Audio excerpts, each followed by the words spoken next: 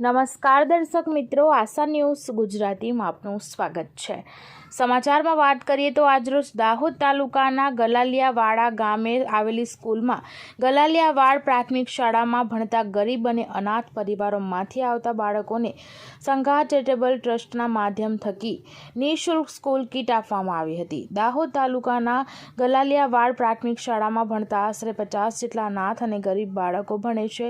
તેઓને સંઘા ચેરિટેબલ ટ્રસ્ટના પ્રમુખ શ્રી હરેશભાઈ બિલવાડ તથા ટ્રસ્ટીઓ પણ શાળામાં હાજર રહી બાળકોને ગલાલિયાવાડ પ્રાથમિક શાળામાં તમામ સ્ટાફ અને શિક્ષકો સાહેબ પણ હાજર સહયોગી થયા।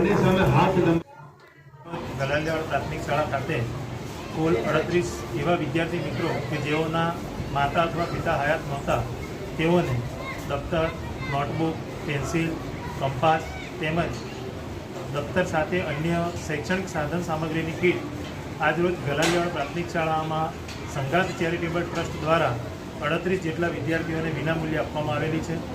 આ તબક્કે શાળા પરિવાર અનાથ બાળકો કે જેમણે માતા અથવા પિતાને છત્રછાયા ગુમાવી છે એ બધા માટે સંવેદના વ્યક્ત કરનાર સંઘાત ચેરિટેબલ ટ્રસ્ટનો શાળા પરિવાર વતી હું આભાર વ્યક્ત કરું છું।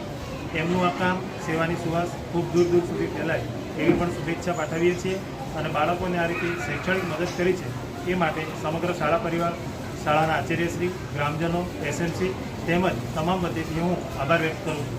સતીશ પરમાર, ગલાલિયાવાડ પ્રાથમિક શાળા।